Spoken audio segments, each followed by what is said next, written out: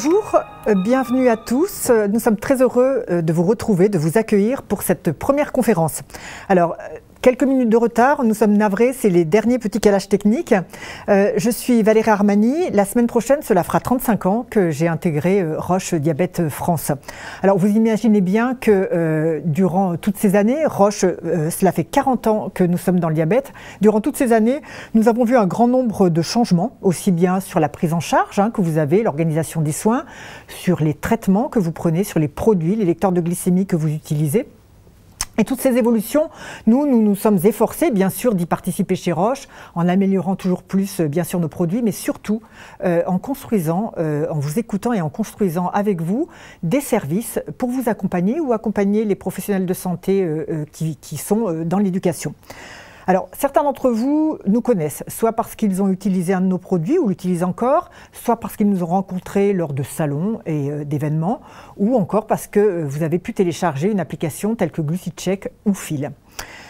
Alors, c'est vrai qu'il y a eu de nombreuses évolutions. Pour autant, le diabète, cela reste une maladie de toute une vie. Bien sûr, durant toute une vie, il y a toujours des moments ou des événements qui font que vous pouvez vous poser des questions.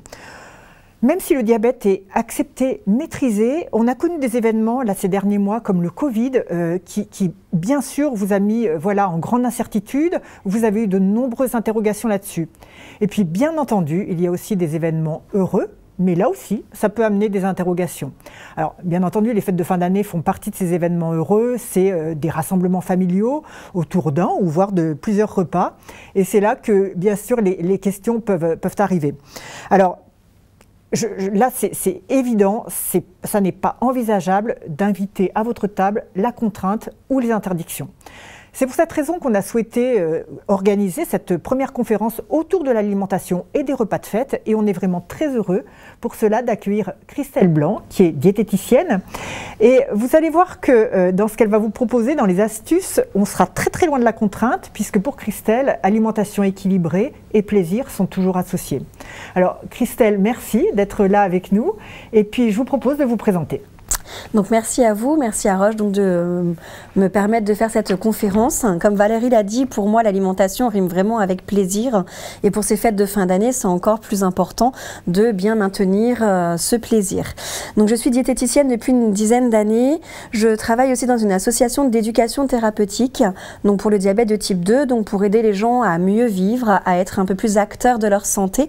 C'est ce qu'on essaye de plus en plus dans le domaine donc médical, de l'alimentation et de l'activité physique, et j'ai aussi un temps en libéral sur l'agglomération grenobloise.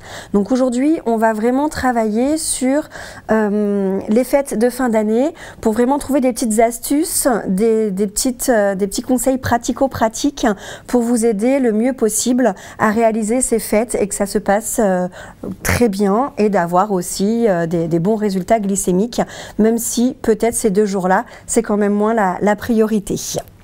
Alors effectivement, ce qu'on pourra faire aussi, Christelle, parce qu'il va y avoir des questions tout au long de cette présentation, c'est de consacrer un moment, bien sûr à la fin, pour y répondre. Nous vous rappelons que ces questions sont sur l'alimentation, on ne traitera pas du tout les questions d'ordre médical, là on vous recommande bien sûr de vous rapprocher de votre médecin. Vous avez un onglet en bas à droite de votre écran qui vous permet de poser ces questions et puis nous les traiterons donc à la fin de cette présentation. Alors, pour commencer, on voulait essayer de voir un petit peu plus vos goûts. Donc, peut-être quel était le moment du repas que vous appréciez le plus. Donc, via l'onglet aussi sondage qui doit apparaître sur votre écran, vous pouvez cocher si vous préférez donc l'apéritif, l'entrée, le plat ou le dessert. On vous laisse quelques secondes pour y répondre et puis on verra un petit peu les goûts des personnes qui se sont connectées.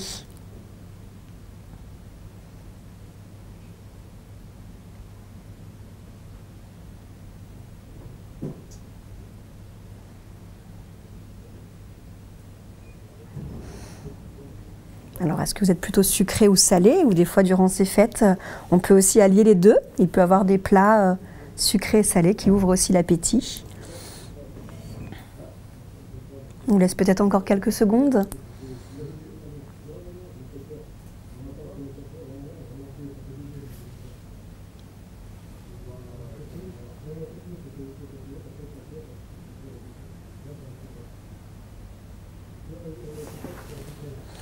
Alors maintenant les réponses, finalement Valérie, qu'est-ce qu'il préfère?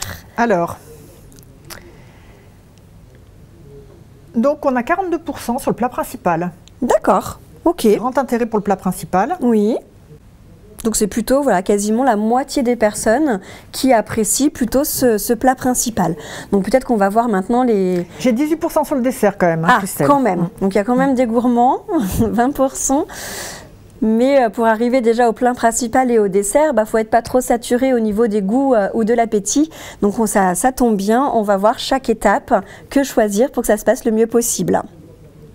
Finalement, l'apéritif, il n'y a pas trop de succès. Pour l'instant, je n'ai pas d'amateur, donc on va passer directement au plat principal. Voilà, ça sera peut-être plus facile. Alors, avant d'arriver au plat principal, finalement, on peut partir sur 4 principes à retenir. Donc, comme on a beaucoup évoqué le plaisir, pour nous, faire la fête, c'est vraiment le partage. Surtout ces fêtes de fin d'année, on se retrouve en famille ou entre amis. Ça fait peut-être 2 ans que ces fêtes sont un petit peu plus chamboulées avec cette période de Covid, et puis de plus en plus de familles sont un petit peu éloignées, donc ces fêtes de fin d'année, c'est le plaisir de se retrouver, de partager, donc c'est quand même un moment à ne pas manquer et à ne pas rester dans son coin. On va pas amener son repas, son plat personnel, on va essayer de gérer le mieux possible pour sa santé. Donc c'est une très belle occasion de se faire plaisir quand même. Le deuxième principe serait peut-être d'éviter les excès, mais les excès dans les 2 sens, c'est-à-dire de ne pas être trop restrictive, parce que s'il y a trop de restrictions, ça peut entraîner aussi de la frustration, du stress et finalement un impact même plus important sur les glycémies. Donc on va essayer de faire attention sans trop se goinfrer ou manger en grosse quantité, mais attention aussi de ne pas tout s'interdire, de se dire ça je ne vais pas le manger, puisque si je pense à certains plats comme le foie gras ou d'autres choses qui sont quand même plus caloriques, finalement on n'en mange pas tous les jours. Donc si on en mange 1 à 2 fois de temps en temps ou dans l'année, c'est pas là qu'il y aura un impact sur notre santé. Et attention de ne pas manger trop aveuglément non plus, de se dire je me lâche, je me fais plaisir, puisqu'on n'appréciera pas forcément, on va être trop saturé, on va avoir une digestion compliquée et la nuit ou la fin de journée risque difficile. Donc vraiment trouver cet équilibre. Finalement le mot équilibre c'est le plus difficile à mettre en place, mais c'est le plus efficace, de se dire trouver un équilibre, de gérer le mieux possible chaque plat pour apprécier et arriver jusqu'à la fin. Ça me permet d'enchaîner peut-être sur l'autre principe, sur le 3e principe, qui est de profiter de ce repas, de l'entrée jusqu'au café, au petit chocolat, et donc de bien apprécier ce plat principal qui semble ressortir dans vos goûts, et donc de gérer cet appétit, puisque les repas de fête de fin d'année, ce sont plus des marathons que des sprints. Donc si on veut apprécier jusqu'au bout, on y va pas à pas, tout doucement, et comme ça se passe bien. Maintenant, on peut voir aussi donc le 4e principe, c'est savoir s'écouter, puisque le corps nous donne beaucoup de renseignements qu'on a tendance un petit peu à oublier. Ça peut être le sujet d'une autre conférence plus tard, mais c'est vrai que sur la satiété, c'est important ces derniers temps, puisqu'on ne s'écoute plus vraiment. On mange parce qu'il est l'heure de manger, mais pas forcément parce qu'on a faim. Et finalement, cette satiété, c'est vraiment le sentiment où on n'a plus faim, on est rassasié, mais si on mange un peu plus ou on finit son assiette, finalement, il n'y a même plus de plaisir, il y a plus de culpabilité. Donc vraiment, l'estomac lourd, la bouche pâteuse peut être autant de signes qui nous disent de commencer à ralentir ou à limiter un petit peu pour arriver jusqu'à la fin du repas. Maintenant, on va essayer de revoir un petit peu chaque temps. Donc, il y a aussi toute cette préparation des fêtes qui commence des fois dès le début décembre avec la décoration de son intérieur, le sapin de Noël ou autre, ou des lumières. Et on est aussi ce côté un peu d'échange, de partage, de cuisiner ensemble avec ses enfants, ses petits-enfants, ses amis.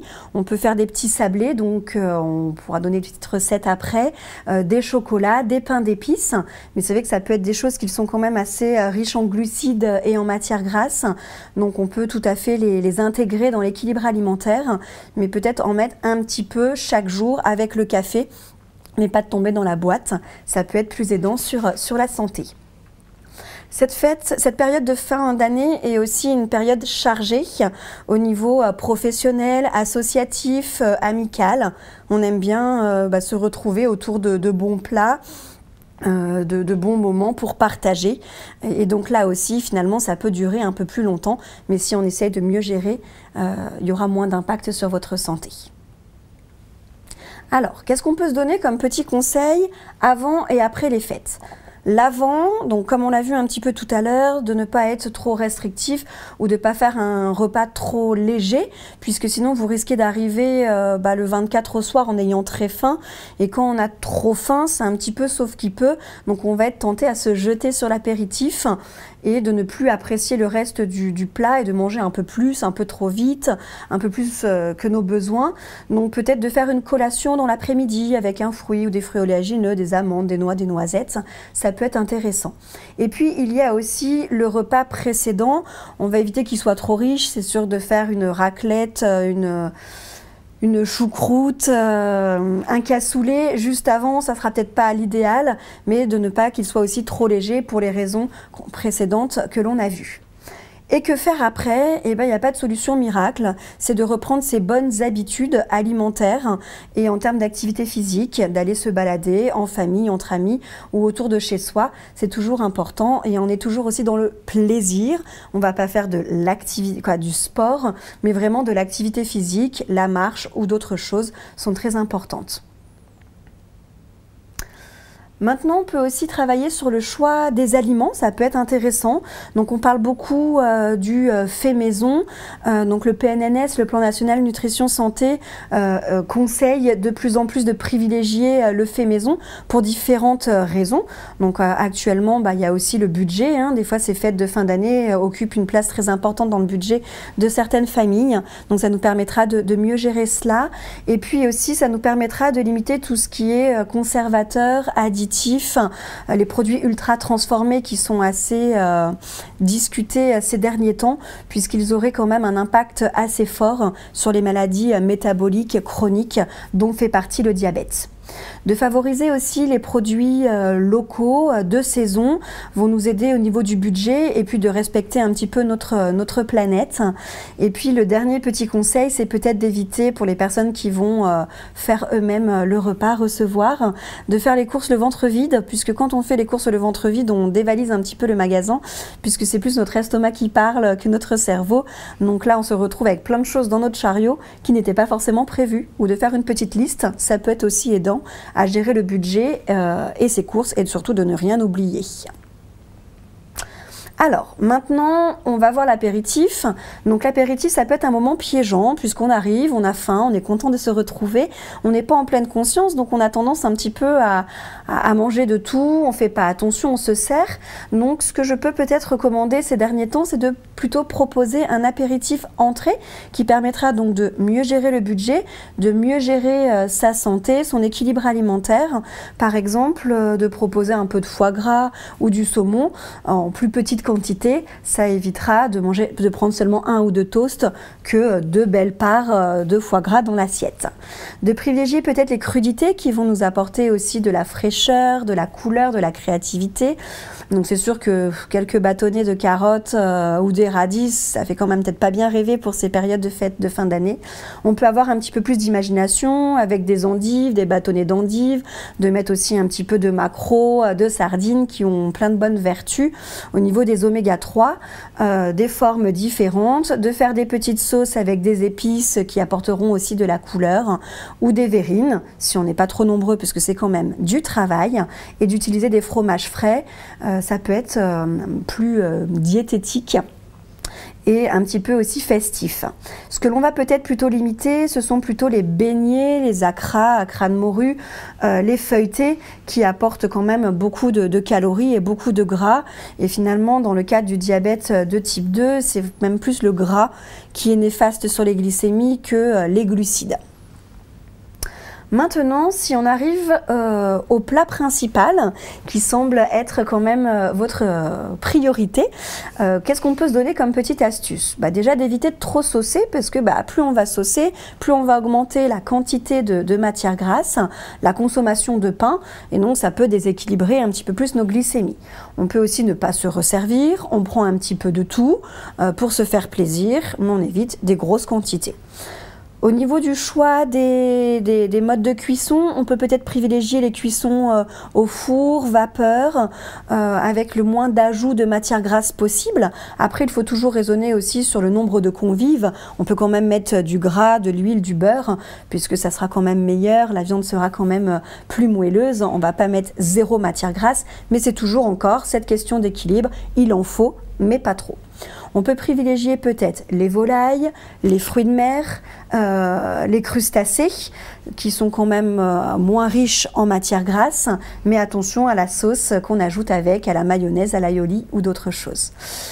On peut rester aussi sur le principe que l'on conseille régulièrement dans l'équilibre alimentaire de toujours associer un légume avec un féculent, donc de penser aux légumes. Donc ça va dépendre des régions, il peut avoir le gratin de cardon, il peut avoir du potimarron ou autre chose, des fagots d'haricots verts. Donc vraiment d'associer les deux, féculents plus légumes, nous permettra d'avoir une satiété plus importante, et puis aussi l'intérêt des légumes avec la présence de fibres qui nous évitera de trop faire monter notre glycémie après. Et le trou normand dans tout cela a aussi toute sa place, il est sacré encore dans beaucoup de régions. Il était important puisque c'était de la glace, donc du froid, souvent du sorbet avec un alcool qui va permettre une meilleure digestion, d'ouvrir un peu comme on dit le pylore qui est le clapet entre l'estomac et l'œsophage pour rattaquer ensuite un deuxième repas. Donc on ne va pas se priver, on prend un petit peu de chaque et ça ira très bien dans l'équilibre alimentaire. Nous arrivons au dessert qui était quand même privilégié pour 20% des personnes d'après le sondage. Donc là, on arrive déjà un petit peu à saturation, on commence à avoir plus faim.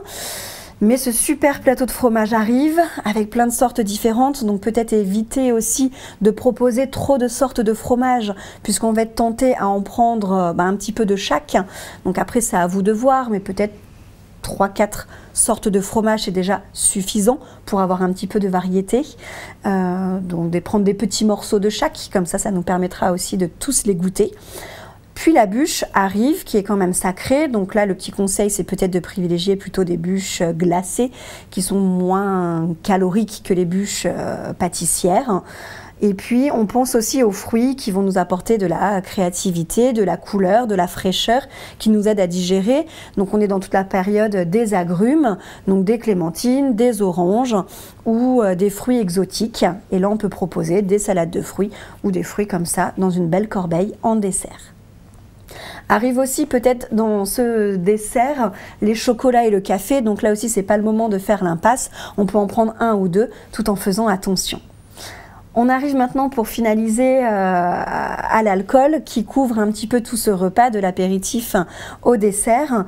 Là, le petit conseil, c'est l'alcool sur le diabète a quand même un impact de maintenir des glycémies élevées plus longtemps. Donc c'est pour ça que le petit conseil de ne pas faire sa glycémie le 25 ou le 26 peut être bien, puisque comme on a un petit peu plus mangé et si on ajoute un peu de l'alcool à cela, ça maintiendra les glycémies plus élevées et pas forcément dans nos objectifs, mais sur 1 ou 2 jours, c'est pas grave. Ce que l'on peut se dire, c'est aussi d'éviter de mélanger trop les alcools, puisque si on commence de la bière de Noël ou du champagne en apéritif jusqu'au digestif en passant par du blanc, du rouge, au niveau des vins, ça fait beaucoup de mélange. Et l'alcool a aussi, pour tout le monde, un effet un peu indésirable, c'est qu'il déshydrate. Donc on peut peut-être proposer 2 verres, comme c'était souvent le cas avant sur les jolies tables, l'art de la table, avec un verre d'eau, un verre d'alcool, et de faire une petite gorgée un petit peu en alternance, qui nous permettra d'être moins déshydraté, et puis de consommer un peu moins d'alcool, puisqu'il y a quand même, quand notre verre est vide, on a tendance à vite nous le remplir, donc ça nous aidera à mieux gérer les quantités d'alcool.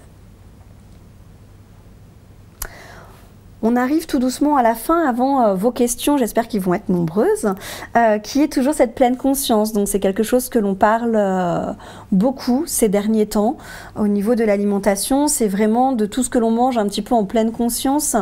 On dit qu'il y aura moins d'impact sur notre santé puisqu'il y aura moins de frustration, de culpabilité. Donc vraiment aborder ces fêtes comme un moment de partage. On se fait plaisir, c'est 1 à 2 fois dans l'année, donc c'est pas grave. Mais on essaye de faire quand même attention sur ces sensations alimentaires, sur la faim, sur la satiété, sur la bouche pâteuse, sur l'estomac qui est un peu saturé parce que finalement on n'appréciera pas le repas. Donc, à retenir, on essaye, le plaisir doit être au centre du repas de cette période de fin d'année, de ne pas forcément faire ces glycémies les jours suivants parce elles vont être plus élevées systématiquement. Donc le but des glycémies capillaires, c'est de vous aider à améliorer votre santé, votre alimentation, mais si c'est pour vous confirmer quelque chose que vous savez déjà, ça ne vous aidera pas. On reprend les bonnes habitudes alimentaires après, et puis je pense qu'on a à peu près tout vu. Alors, Christelle, je vous propose de passer à la partie des questions. Oui. Donc là, on a une première question. Vous avez effectivement parlé d'associer un féculent avec un légume pour l'équilibre. Est-ce que le pain complet ou le pain de seigle peut remplacer éventuellement un féculent? Alors, très bonne question. Le pain complet, le pain en général va remplacer un féculent puisque ça apporte de l'amidon, un glucide avec de la farine. Donc on peut, donc attention de ne pas cumuler les deux qui vont peut-être déséquilibrer la glycémie.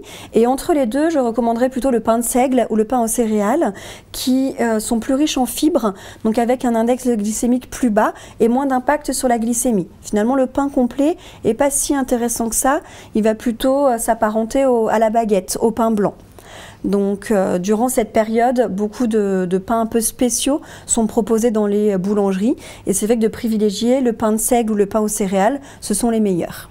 Alors là, on arrive à une question un petit peu différente d'un repas de fête. On parle du petit déjeuner. Ça peut être le petit déjeuner, par exemple, avant le repas de fête.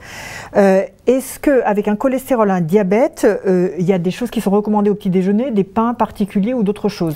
Alors, donc, on va repartir sur les mêmes pains. Plus le pain est foncé, mieux il va être parce qu'il va être plus riche en fibres.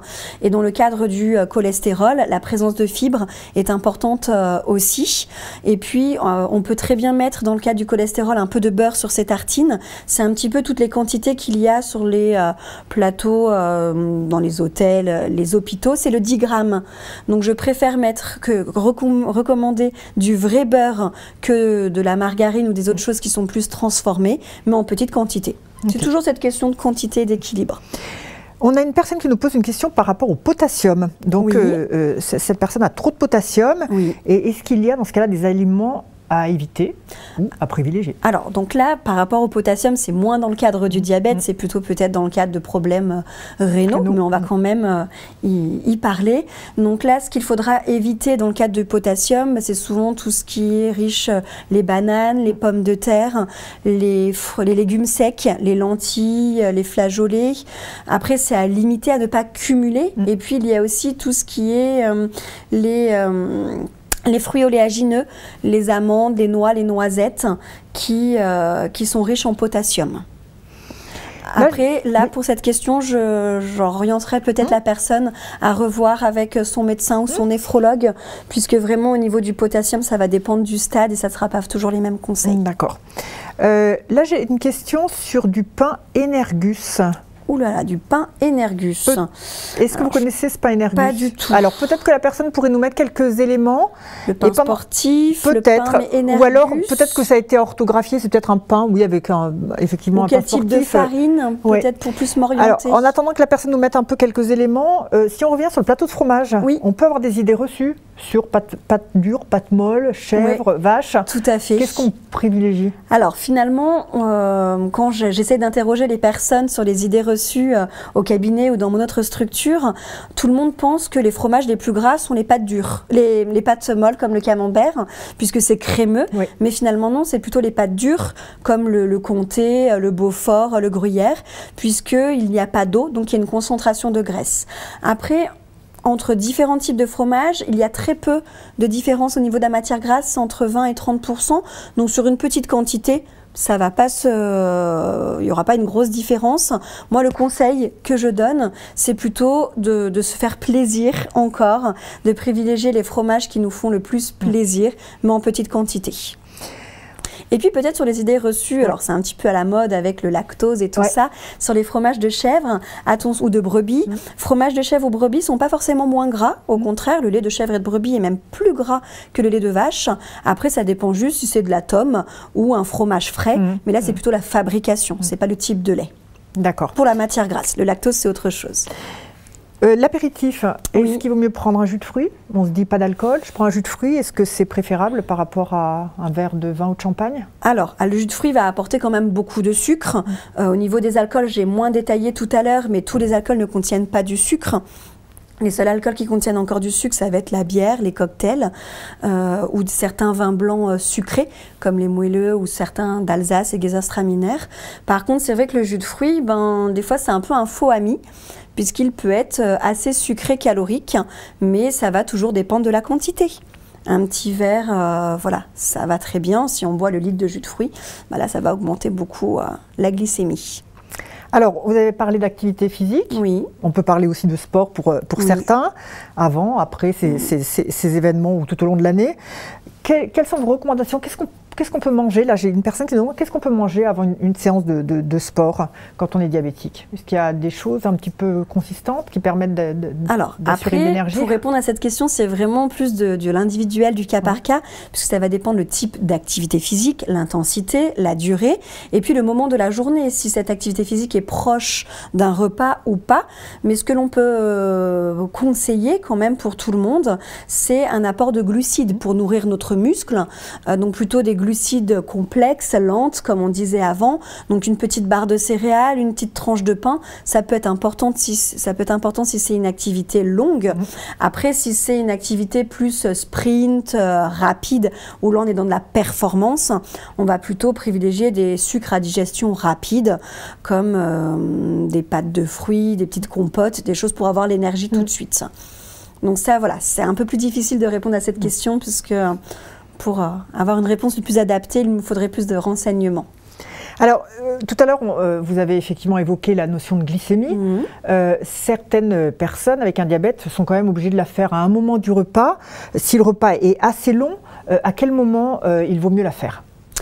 Alors, cette question n'est pas facile non plus à répondre parce que ça va dépendre du traitement. Ouais. Si certaines personnes sont obligées de faire des glycémies au cours du repas, c'est peut-être pour éviter surtout l'hypoglycémie, qui est peut-être plus le risque à prévenir au cours d'un repas de fête, parce que si on est un petit peu plus haut, voilà, ça redescendra après, on va être un peu moins bien, mais il n'y a pas de risque immédiat pour la santé. Que l'hypoglycémie, ça peut être plus difficile, on va moins profiter du repas. Là, c'est vraiment en fonction du traitement, donc c'est plus pour les traitements hypoglycémiants, et puis l'insuline, mais ça va dépendre des doses d'insuline, si c'est de l'insuline lente, rapide, compliquée. Alors j'ai des petites informations sur le pain Energus. Super, ça m'intéresse. Ouais. J'espère que je vais pas, je suis désolée, déjà j'espère que je ne vais absolument pas déformer ce qui est écrit. Donc c'est un pain, donc index glycémique, IG 24,6, okay, donc très bas. 10, farine de blé complet et orge. Voilà. Je pense qu'on a pas mal d'indications. Ok. Alors, je ne le connais pas du tout. Donc, l'index glycémique est très faible parce que même le pain de seigle aux céréales, l'index glycémique est plutôt à 45-46. Ouais. Donc, il est très faible. Après, que ça soit de la farine complète, ça me surprend un petit peu puisque comme c'est tout mixé, il y a quand même moins de fibres. Mais c'est peut-être l'orge. Oui. Donc, s'ils ont réussi à avoir un index glycémique à 24, en tout cas, ce pain, il est très bien. Ça m'intéresse et je vais peut-être me renseigner un peu plus. Peut-être voir effectivement, ou alors il faut le faire à la maison, c'est peut-être aussi une bonne solution. Une bonne solution. Donc on revient sur le fait maison qui est aussi important, puisqu'un des pièges aussi, je ne l'ai peut-être pas évoqué suffisamment dans le diaporama, mais c'est le sel. Et finalement de faire son pain maison, ça peut nous permettre aussi de limiter les apports en sel. Et puis ça peut varier. Et ça peut varier. Voilà, on peut faire pas mal de pain.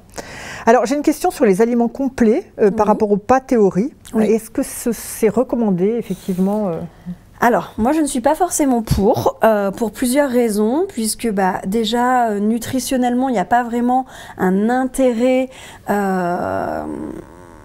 plus bénéfique pour la santé que d'autres pâtes, puisque comme c'est des pâtes complètes, les fibres sont toutes mixées, broyées, donc il y aura pas une grosse différence sur la glycémie. C'est comme si on prend une pomme et de la compote. Là, oui, il y aura plus de fibres dans la pomme entière que la compote, donc c'est bénéfique. Mais là, ça va être tout mixé, donc les fibres vont être coupées. Donc finalement, l'index glycémique des produits complets n'est pas forcément mieux. Si vous privilégiez des produits complets, moi, je conseille quand même fortement de partir sur du bio. Pourtant, je ne suis pas forcément bio, mais là, sur du bio, puisque les pesticides sont dans l'enveloppe, et donc, il peut arriver d'avoir même plus de pesticides dans les produits complets. Voilà. Okay. Pour moi, le meilleur conseil, c'est de prendre des pâtes classiques, mais c'est la cuisson, si on parle un peu d'index glycémique, des pâtes plutôt al dente, et d'éviter les pâtes à cuisson très rapide, les 3 minutes, ultra transformées, mais pâtes complètes. Le coût est plus cher, le temps de cuisson est plus long et vraiment l'impact sur le diabète, il faut mieux associer le légume au féculent, on aura beaucoup plus de bénéfices. D'accord. Et l'index glycémique, ce qui est aussi assez particulier, c'est qu'il est très personne dépendante. Donc les personnes qui ont la chance, je dis souvent, mais d'avoir un lecteur de glycémie, c'est plutôt de voir en fonction de ce qu'ils mangent, quelles sont les répercussions sur leur propre glycémie, puisque si on fait manger différentes personnes le même repas, ils n'auront pas les mêmes résultats. Donc il faut vraiment trouver les petites astuces et ce qui convient le mieux possible à leur diabète, à leur santé. Nous avons une future maman qui s'interroge sur le diabète gestationnel. Il faut aussi, voilà, c'est des périodes de fête. Oui. Oui. Donc, est-ce que vous avez des Alors là, le diabète gestationnel, c'est un petit peu différent parce que c'est pas beaucoup plus court parce que l'après est tout aussi important puisqu'il peut revenir. Mais c'est vrai que ça va être sur 2-3 mois. Donc, il ne faut pas des grosses variations de glycémie pour le bébé. Mais là aussi... Cette dame va être déjà bien contrainte si elle n'est pas immunisée contre la toxoplasmose au niveau du choix des aliments. Donc si un jour sa glycémie est un petit peu plus élevée, il n'y aura pas de risque direct sur son bébé. Donc qu'elle s'écoute, qu'elle se fasse un petit peu plaisir et qu'elle gère les quantités, qu'elle fasse attention au gras, au type de glucides, mais que ça ne soit pas non plus une prise de tête et que ça soit quand même un moment convivial. Ça reste un petit épisode. C'est un écart ponctuel. Alors, on a, tout à l'heure, vous avez évoqué effectivement le repas de midi, qui n'est pas forcément trop drastique en termes de quantité. Est-ce que vous avez des suggestions pour le midi ? Alors, après, suggestion, c'est vraiment en fonction de chacun de ses goûts, mais on peut retrouver tous les groupes d'aliments qui sont importants dans l'équilibre alimentaire, c'est-à-dire donc de mettre peut-être une protéine, viande, poisson ou œuf pour être calé, avec un légume, un féculent, donc là c'est propre à chacun. Le légume, il peut être aussi bien en entrée qu'en accompagnement. Le féculent, on va gérer la quantité, peut-être aussi la façon dont on cuisine. C'est sûr que des pâtes à la carbonara, ça sera peut-être moins adapté que des pâtes avec un petit filet d'huile d'olive. Et puis on part sur un produit laitier, donc yaourt. On peut peut-être faire l'impasse sur le fromage, parce qu'on sait que le repas du soir va être plus riche sur le fromage. Et puis on met un petit fruit en dessert, et c'est très bien. Voilà. Alors après les fêtes, vous n'allez certainement pas recommander le régime tisane pendant 3 jours. Non, soupe aux choux, tisane ou tout cela, on évite. Par contre, vous avez peut-être des suggestions pour les suggestions, comme j'évoque ces derniers temps un petit peu avec les patients que je suis, déjà, il va y avoir une différence si c'est nous qui avons reçu ou si nous sommes invités. Parce que si nous avons reçu, il risque d'avoir des restes. Donc les restes, on va être tentés, on ne va pas jeter, on ne va pas gaspiller. Donc soit on peut donner un petit peu à la famille, donc ça peut être très bien, ou congeler, ça peut être une très bonne aussi solution, ou des fois de les étaler un petit peu. Et puis si on est invité, là on peut repartir le lendemain avec un plat pas trop léger non plus, mais voilà, comme l'avant on évite la raclette ou les autres choses un petit peu trop riches. Et surtout, le corps, c'est la régularité qui est important. Donc, si vous le privez trop après, il va être frustré et il va stocker 2 fois plus. C'est un petit peu l'effet yo-yo au niveau des régimes que l'on voit. Donc, ok, on se fait plaisir. C'est comme la période aussi des vacances. On va peut-être reprendre un petit peu de poids. La glycémie va être un petit peu plus élevée. Mais si on reprend les bonnes habitudes, au bout de 3-4 jours, ça va repartir. Voilà, puis comme vous le disiez tout à l'heure, quelques balades. S'il pleut, on prend un parapluie, on essaie de jouer avec les petits-enfants ou avec les enfants. C'est ça. Et voilà, et on ou des activités intérieures. Voilà. Alors certaines sont quand même pas super agréables, le ménage, mais le ménage c'est quand même de l'activité physique. Ça peut faire partie des fêtes quand on reçoit. Ça peut faire partie des fêtes. De la danse, des fois s'il y a la famille ou les petits-enfants, un petit peu de musique, on danse un peu. Si on a des vélos d'appartement, ça peut être l'occasion aussi, les résolutions du nouvel an arrivent bientôt, au lieu que ça serve un peu de porte-manteau. Mais voilà, en fait, on oublie un peu l'ascenseur. On oublie l'ascenseur, on privilégie les escaliers. Et vraiment, l'activité physique, c'est être en mouvement. Donc déjà, bouger, c'est important pour la santé. Alors vous avez parlé des plateaux de fruits, mais on a aussi des plateaux de fruits confits, avec des dattes, des figues séchées, des choses comme ça. Tout à fait, les petits fruits déguisés, comme on dit, donc qui sont un petit peu mortels pour le diabète et pour l'équilibre alimentaire, puisque c'est riche en gras et en sucre. Si j'ai les dattes avec la pâte d'amande ou les noix aussi avec la pâte d'amande, après c'est souvent à cette période-là que l'on les propose, donc on peut en prendre quelques-uns en gérant toujours les quantités.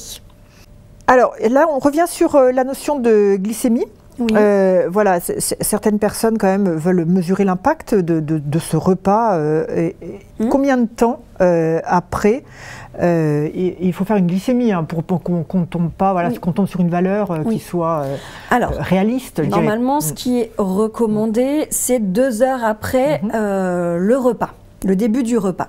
Sauf que là, pour ces repas de fête de fin d'année, on est toujours un petit peu coincé parce que ce repas va durer une éternité. Normalement, un repas classique, c'est entre 20 et 30 minutes. Donc, on ne l'a pas dit, mais aussi de manger doucement. Ça va nous permettre une meilleure digestion, une bonne mastication. Mais là, dans le cadre du diabète, qu'est-ce que je pourrais vous recommander? Le problème sur le 24, c'est qu'on ne va pas mettre le réveil pour prendre sa glycémie dans la nuit. Donc faites-le un petit peu après si vraiment c'est important pour vous. Et puis le 25, on peut partir sur 2 heures après la fin du repas, si ça peut vous aider. Mais ce n'est pas forcément recommandé de le faire. Là, j'ai plus une recommandation d'ailleurs qu'une question, une suggestion sur les bières locales qui sont plus légères en sucre par rapport aux bières qu'on achète dans le commerce ou qu'on boit dans un bar. D'accord. Alors là, je n'ai pas la composition exacte, donc je ne pourrais pas dire de bêtises, mais je vois qu'il y a une experte en bière, mais ça ne m'étonne pas parce que finalement, peut-être voilà, tout ce qui est local, ils essayent, c'est comme un peu le pain maison, donc je pense que c'est vrai, mais je ne peux pas... Mais est-ce qu'on peut se renseigner? Quelqu'un qui nous vend une bière localement, vous croyez qu'il a un peu ces informations? Oui, si c'est la personne qui l'a faite, elle peut demander la composition. Tout à fait. Alors là, on a une question sur... Je ne suis pas sûre que nous allons répondre parce qu'on est un petit peu sur le médical quand même. Une personne donc, qui est bien sûr type 2 avec de l'insuline. À quel moment on fait l'insuline? Donc là, c'est un peu dépendant, c'est un peu... Tout à fait. Ça me dérange de répondre à cette question parce que je ne connais pas cette personne, je ne connais pas l'équilibre de son diabète, je ne connais pas son traitement, le type d'insuline qu'elle a, les doses. Donc là, je conseille de plutôt s'orienter vers son médecin traitant, diabétologue ou surtout que suivant les éducations, certains font l'insuline même avant de manger, d'autres pendant le repas, si le repas est long. Donc effectivement, là, c'est trop individuel. Voilà. Ce qu'on va vous proposer, c'est effectivement de voir le médecin, mais là, on note quand même qu'il y a des questions d'ordre médical et ça pourra être l'occasion de refaire effectivement une conférence sur des sujets avec un médecin, pour le coup. On peut associer aussi avec ces informations diététiques, parce qu'on voit quand même que quand on est des patients qui sont sous insuline ou sous ADO, il peut y avoir quand même des questions qui sont liées. Et ça me permet peut-être aussi d'encourager les gens à anticiper un petit peu plus ces questions techniques, on va dire. Donc là, c'est l'exemple dans la période des fêtes de fin d'année, mais ça peut être aussi le voyage. Moi, je sais, dans ma structure, on évoque beaucoup les activités du quotidien, parce qu'avoir un diabète ne doit pas nous priver de faire certaines choses, mais plus on va anticiper, plus on trouvera des solutions, et mieux ça se passera, et ça permettra de limiter le stress. Merci Christelle, merci à tous pour votre participation. Alors c'est vrai que nous on aimerait bien renouveler ce format, on voit qu'il y a de nombreuses questions, voilà, comme on l'a dit, on voit qu'il y a des questions plus liées effectivement à du médical. Donc les échanges avec vous sont aussi très importants. Ce qu'on vous propose, c'est de mettre dans l'onglet questions des suggestions de prochaines thématiques qu'on pourra traiter avec vous. Et puis vous allez recevoir aussi un petit questionnaire, une petite enquête déjà pour avoir votre avis sur ce format, sur les conseils, les astuces qui vous ont été donnés. Et puis, on vous demandera aussi peut-être de mettre certaines thématiques qui vous intéresseraient. Vous recevrez aussi bien sûr l'enregistrement de cette conférence. Vous allez voir avec un petit support. Et puis surtout, vraiment, on vous encourage à nous mettre des thématiques parce qu'on serait vraiment ravis de vous retrouver sur une prochaine conférence, de pouvoir à nouveau partager des trucs, astuces sur plein de domaines. Christelle en a évoqué quelques-uns. Tout au long de l'année, il y a des tas de thématiques qu'on aimerait traiter pour vous. Donc, on espère vraiment pouvoir vous retrouver. Ça a été un grand moment de plaisir pour nous. Merci à tous. Merci à tous et belle fête de fin d'année. Bon Noël à tous et puis belle fête, effectivement.